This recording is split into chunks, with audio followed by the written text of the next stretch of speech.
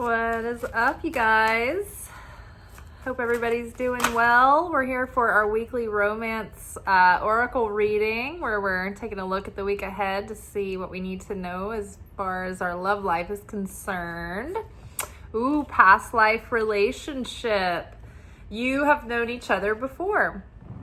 So it's interesting that this card came up this week because the Zohar lessons, which are, the Zohar is the deepest spiritual commentary on the Torah.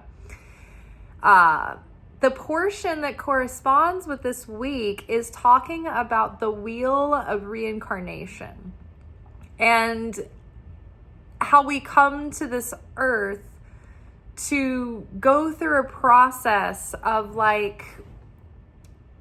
revealing our light through going into our shadow, reclaiming, reintegrating those parts, finding our darkness and transforming those parts. And so there's this concept called tikkun in Hebrew, and this is the Hebraic version or understanding or description of karma. And so every life we come to this earth, and before we come here, our soul is, proactively involved and understands that there are specific people and circumstances and situations and places that will be. And the major important details of our lives are very intentionally curated to tap into the deepest parts of our soul that are waiting to be discovered and brought into fruition, the parts of ourselves that are weak that can be made strong, the parts of ourselves that need to be broken and repaired, the parts of ourselves that are hiding out of our awareness that we need to see and intentionally shape or mold or, again, transform, heal. So every lifetime we go through these things, and we're doing this process called tikkun, which is like a translation of soul correction. And each life, we can actually, it's like I keep these scales, the scales of Libra back there to remind me of the cosmic scales of light and dark, of negative and positive. And so these are the scales that measure the human heart and soul. And so when we do acts of negativity or take action from places of from a reactive nature, then we put more of the weight on the side of the dark. Whereas when we do acts of sharing, when we transform our darker qualities, when we strengthen our weaknesses, when we repair and correct ourselves and even, share and give and be a greater vessel of sharing to others. When we learn to wield the truth over illusion, right? The more we become awakened, even the hard things we go through and the pain that we experience are forms of purification that help transform our darkness into light and take that darkness and forever alchemize it and transform it into something positive. So the soul, when the soul is in the upper realms, it doesn't really feel like coming down to earth, because it feels like when you're in, a warm, comfortable, cozy position and you've got to get up and go do something that requires effort, and you got to get cold, and you got to, move and get, uncomfortable and leave your contentment, right? So that the soul knows that it's going to come to earth and be exposed to the elements, to be exposed to evil and difficulty and temptation and all of these things. And the soul doesn't want to tarnish itself, because the soul loves being close to God's presence. And the only way we can become close to God's presence is to have to match the affinity of God's image, of God's presence, right? We need to vibrationally be a match to that. So the soul works all through these lifetimes to become more and more like God, to get closer and closer to God. And so every time it's time to go back down again, it's like, no, I just got comfortable. I'm here. Everything's whole and wonderful. It's like, no, this is the whole purpose. God reminds us this is your whole purpose of coming to earth, or to be incarnated and come into creation as a soul. It's like your job is to come and incarnate and do this process of transforming, all of the darkness in existence into light. And then ultimately, once that is all corrected, it's like everything is in unison again and back into oneness, and we are reunited with the whole and all that is, right? So in layman's terms, in our experience, we really beat ourselves up, and we go through these experiences and we feel like we've had these failed relationships, but really they were part of the process of coming here and learning lessons. And it was part of our unique simulation that's presented to us to give us learning experiences and tests and trials that we go through. And so every lifetime, we have maybe a mixture of people that we keep kind of running into and repeating these patterns, repeating these things, and depending on how far we've gotten or what we've learned or what we've gone through, our interactions with them in each life have a different context and a different purpose. So there's something to be said this week about reflecting on what you can draw from what is the continuity, the similarities between your relationships and the patterns that played out. We don't have to beat ourselves up, but we also have to it's like when we're spiritual, it requires a paradox, because we have to be able to see our faults and our weaknesses and accept ourselves and love ourselves, but not rest on those laurels. We still want to grow and evolve and improve and refine, but it doesn't mean that we're not worthy of love before we get there, right? It's always a work in progress. It's always like, a piece of artwork that's always in a state of becoming. So it's always worth appreciating, right? But it's never quite finished. So we don't want to leave it sitting and gathering dust, our soul, right? It's like the silver that we've been talking about this week. You have to polish the silver or else it'll tarnish. And so, feeling like we're coming into the end of the year of the snake. And so we're shedding those old patterns. We're shedding those old relationship patterns. We're shedding the ways that we used to be codependent or enmeshed or lose ourselves in a situation, or maybe give our trust too easily to people who hadn't earned it. Maybe we've been oscillating back and forth between having too open of boundaries and too walled off and fortified of boundaries, right? And so I think that this is a really potent time to reflect and draw the connections and make the connections between how our relationships and our experiences within them and what we perceive to be, what went well, what didn't, what were our successes, what were our mistakes, without judging ourselves, but to really take all the depth of what we can reflect and learn from those, and then integrate that and embody it, because we're going into new cycles. And so we have an opportunity to co-create with the Creator a whole new story, something like a kind of life that we've never lived before, because we have a different level of consciousness and understanding and wisdom and experience with life that we've never had before. And a lot of us might be working with a clean slate, like an empty canvas, like to the degree that we'd never have before. So we can create something now. We've been through the limbo and the liminal space, and now we're coming into sprouting, breaking ground in new territory, in new growth seasons.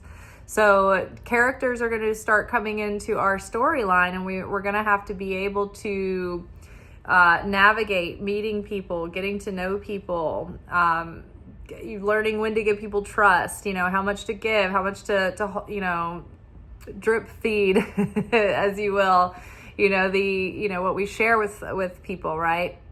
And trying not to just fall back into those old reflexive muscle memory patterns of the past. We have the opportunity to proactively choose with consciousness going forward. So I'm excited. I think that's good. I think we're not necessarily repeating it's like when the right thing is about to show up, the opponent always wants to distract us with something that's not the right thing.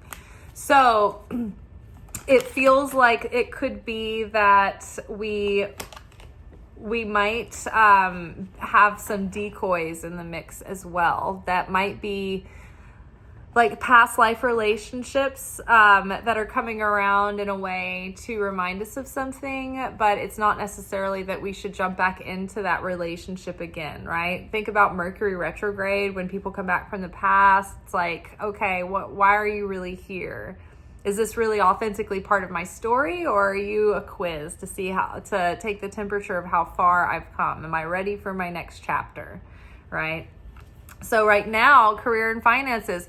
What was I just saying? It's like Venus went into Pisces, I think, where it's exalted. So, I mean, think about it. Dreamy, dramatic, like theatrical Pisces with beauty personified and creativity and art and security, relationship, abundance, romance. So those two are a dangerous pair, right? Aphrodite and Cupid, or Psyche and Cupid.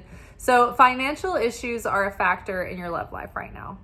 So Venus rules both love and money. They're both connected. Not to say that you're not worthy of love until you have money or anything like that, but they're both tied to your self-worth and how you see yourself and how you value yourself.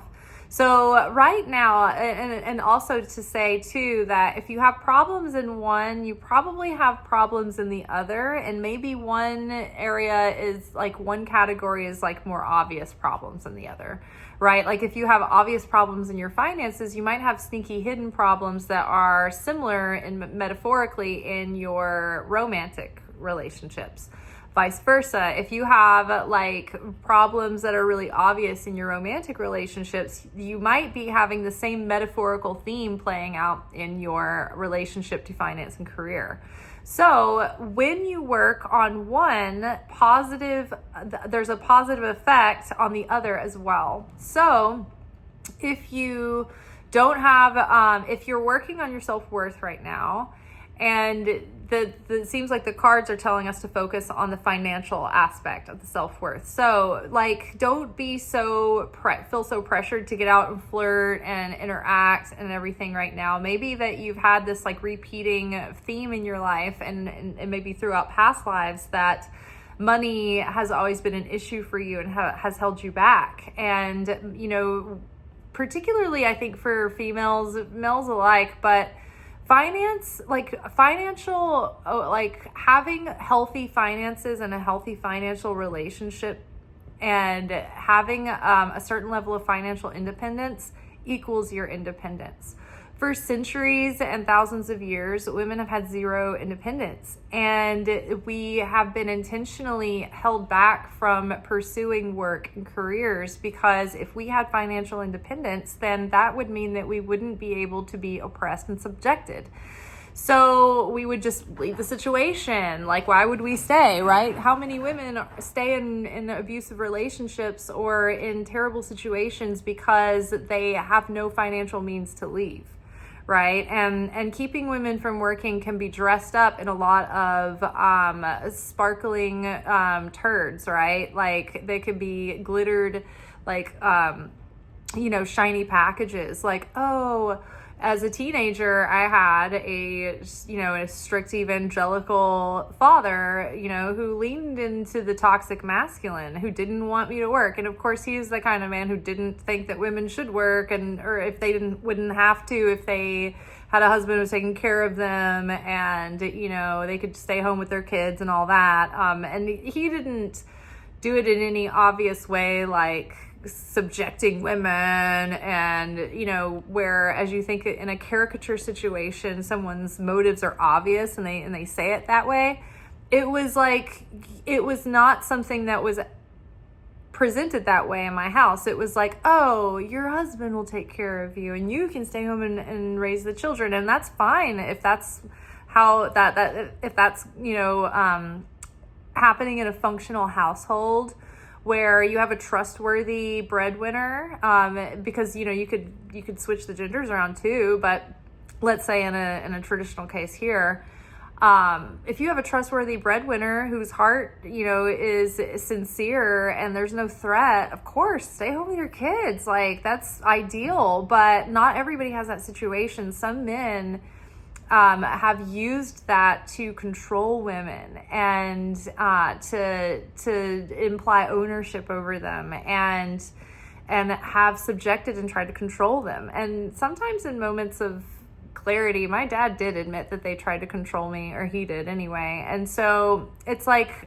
I can see, even in the best case scenario where everyone had good intentions, my mother, didn't work for decades and decades because she was raising her kids. And then when my dad decided to leave her in her later middle age, she didn't have any job skills.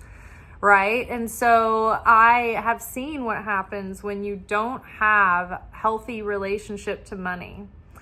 And I mean, that's just one example of why, women are discouraged from working.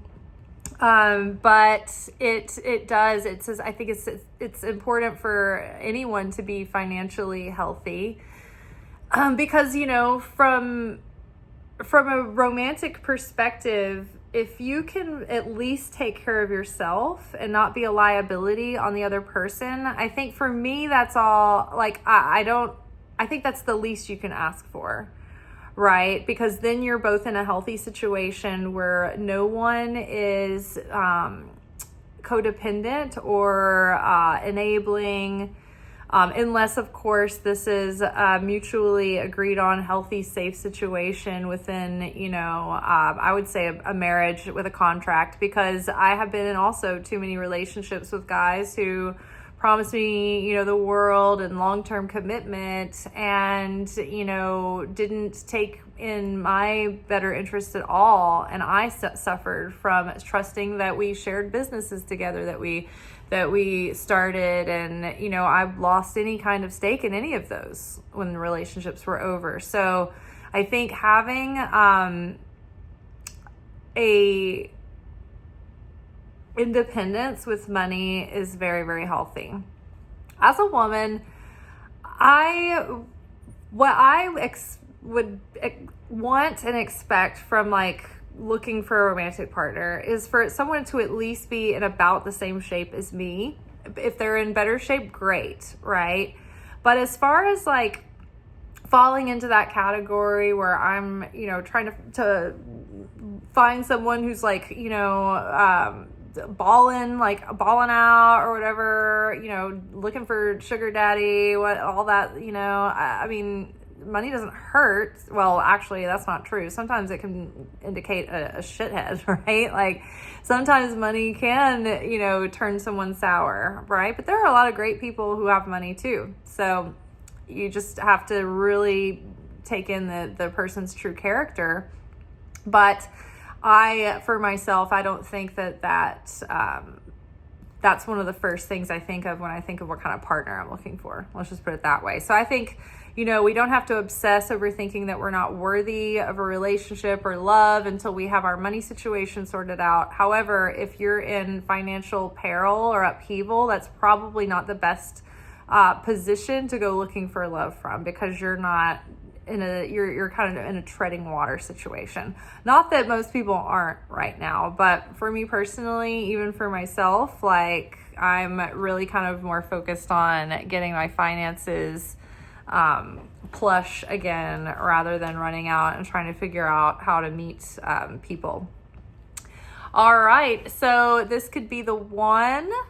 This card has come up a bunch in recent weeks. You've already met the romantic partner that you seek. So it could be someone in your scope or field, someone in your community, someone that maybe digitally or at least are aware of. Or this could be a past life person coming back around that you've had relationships with in past lives, and maybe not romantic, maybe you had different sorts of ways that you were acquainted, but it could be that you've been romantically entangled in other lives, and this might be someone who's coming back around again.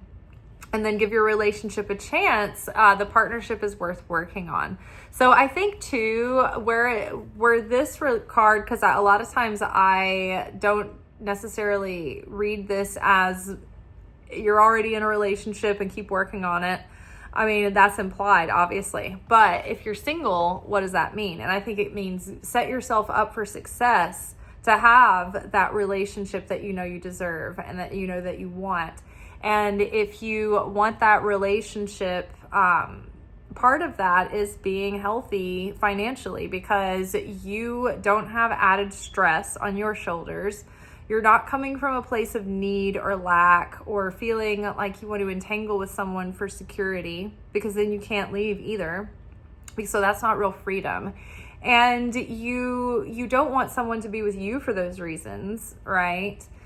And you don't want to get trapped in a situation not being able to leave because you didn't have your finances in order. So it's like, it's just better. And if you're in a relationship where you're both struggling, or one of you is totally struggling and the other isn't, eventually it gets tense. There's like tension there, and it can create problems, right? So, you know, giving yourself the success of your future relationship, it's like it actually does not set you back, but it benefits you sometimes to intentionally take time to prioritize and focus, like getting your money and your career in order.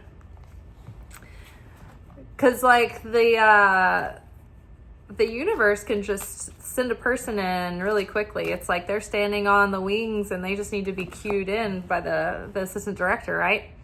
Okay, seek. Yeah, this is the Hermit card. So it means right now, like, it's not a good time to go out and try to partner up. Spend some time, some intentional time in solitude with yourself, and do the inner work. Feel everything shedding and leaving and purging. And when the new year starts in the spring, I think it's going to be different. But I think we need to spend at least the rest of this elemental year probably in our own company. Cleaning out old emotional stuff, physical stuff, cleaning out spaces. I've been doing like deep cleans all over my house, and it just feels like so good. The energy feels so great. Look, you guys, I took down my Christmas tree. Now we're Christmas. Like, everything's fresh and reset. Tomorrow I'm going to work on the kitchen. But I think too, like, this is that time to reflect on all those patterns, all those past lives, so you're not bringing them into the next, that next cycle, the new cycle. And in the meantime, you know, use the time wisely to build up your finances and focus on that kind of thing, and take time to look at that honestly and see where you can make improvements and where you can grow and where you can push yourself. Ooh, I love this. I'm talking about where you can grow and where you can push yourself with finances, and look what pops out, but the Chariot, and I thought that was the Star card. I thought I saw that, but take the lead. So we have Three of Wands, which is expanding your vision and next steps forward. Getting things together, bringing the parts and pieces together, and then expanding the vision. And then the Chariot card has to do with like exercising restraint, restriction, discipline, but that yields like balance that allows for increased momentum, right? This often has a financial windfall attached to it, and even like recognition, right? So working on your career and finance right now can like really like broaden your vision and your scope of what you feel is possible for yourself. You know, what do you have like in your the things in your dreams that you want to see created, right? This is a good time to be focusing on those things as well. Like for me, I have this is my career here. But it doesn't necessarily make me money yet. But I have a job that provides money because this is like my purpose, right? So my life's work and legacy is here in the way that I, teach and share and spend time in creating these messages and this content for you guys. But where my money comes from is currently from waiting tables and making money that way. And so it takes a lot of time and it takes a lot of discipline to do both of those things. So, you know, in this case scenario, I would say, okay, I'm going to work on keeping myself as nourished and energetic and well rested as possible. I'm going to give it my all at my work to generate good money. And then I am going to use my time and energy wisely to start expanding my vision and putting even more effort into the things that I create in my content. Now, you guys, I've been like kind of working on building up a Substack and a Patreon, and I'm getting my it's like another platform to learn, so I need to get in a little bit deeper and figure out how to start the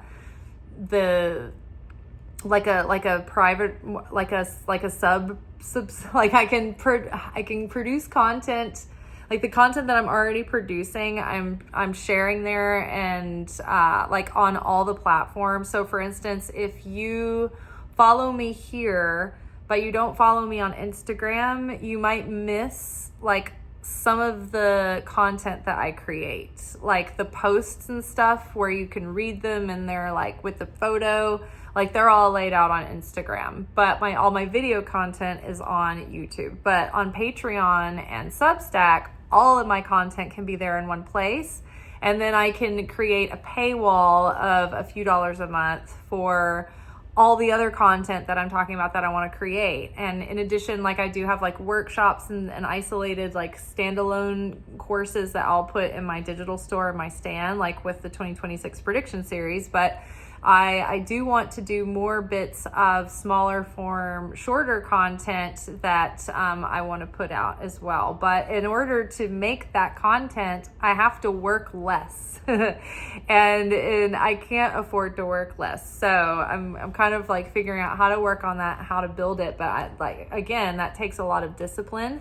It takes expanding my vision and expanding my effort, right? And expanding my own ability to discipline myself in my own routines, right? So that's how that forward momentum happens. And good thing that Neptune and Saturn, Capricorn or Saturn are going into Aries, right? Which will give us a lot of energy to bring our dreams into reality, but only if we can apply discipline.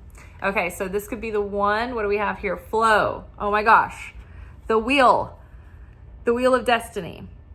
What we give Jupiter, Jupiter expands. Jupiter is connected to the wheel card. So again, the effort that we make, the self-sacrifice, the self-improvement, the adding value to ourselves through healing, through study, through enriching ourself, our soul, our body, our home, our bank, right? All of it is putting energy into our spiritual bank account. And this is activating the wheel of destiny. So our actions right now are leading us toward like finally, I think, drawing in a new level of love partners coming in. So the real deal could be coming soon. It could be coming soon.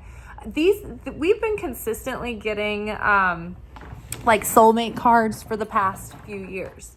But the thing is, on this channel, what's also been true over the past few years is that we've been in a process of undoing, of deconstructing our lives and the foundations that we've built our lives on, and our understanding and our inner programming and all of that. And so we've been in this liminal space where we've been going through such rapid growth spurts that no one could have stayed very long, because we wouldn't have been resonating in the same space for very long periods of time. I know I've been growing so quickly that even over the course of chunks of months, I'm almost unrecognizable. And so it's like tuning in and looking for a radio station and like going through the different channels.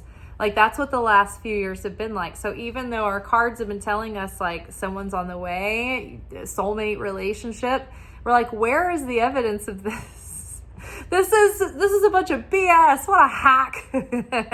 But I think that it's been Spirit encouraging us like, hey, this is in the blink of an eye, it's going to be there, and it's all going to be changed, except you're going to be such a different level of a person that you're going to have the capacity and the framework and the vibrational spiritual consciousness to capacitate, to hold the vessel, to hold that level of relationship that you've wanted all your life, right? So, oh my gosh. So very exciting. So don't give up hope. Love abounds, you guys. Ace of Cups.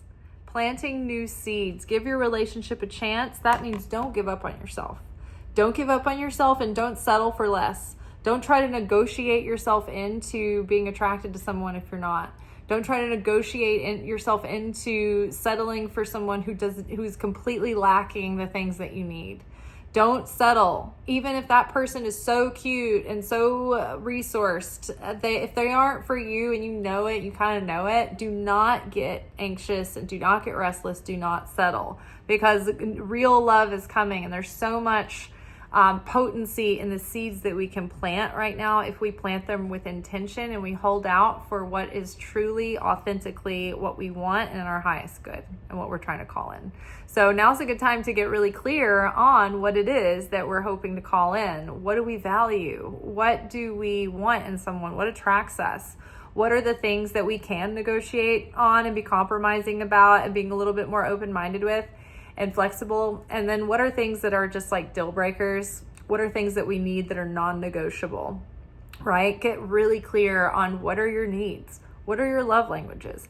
I literally have tried to fit myself into this weird, the weird peg into some hole that doesn't match me, and, try to make it work with people who do not share my love languages, are not good at giving the love languages, aren't maybe necessarily very resourced when it comes to communication or a relationship. It was just like we had great chemistry. I thought we could like make it work or whatever. I'm much more aware now. I'm much more aware of what a healthy relationship requires, and to be able to identify individuals who have the compatible values and qualities that I want. All right, someone's gonna probably have the same love languages, because if my needs in that department aren't met, then I'm going around with an empty tank all the time. And if I'm expressing my love language, to them and it's not theirs, they're just going to be annoyed, and it's not going to be fulfilling for them either, right? So knowing yourself, knowing what you need, knowing what you really want, so that you can identify what's going to actually be an honest match for you when you see one. All right, y'all, that is all for tonight. Pretty excited. We'll see what happens. Nothing this week, though. All inner work, all with the self. Ooh, fun. All right. Ciao.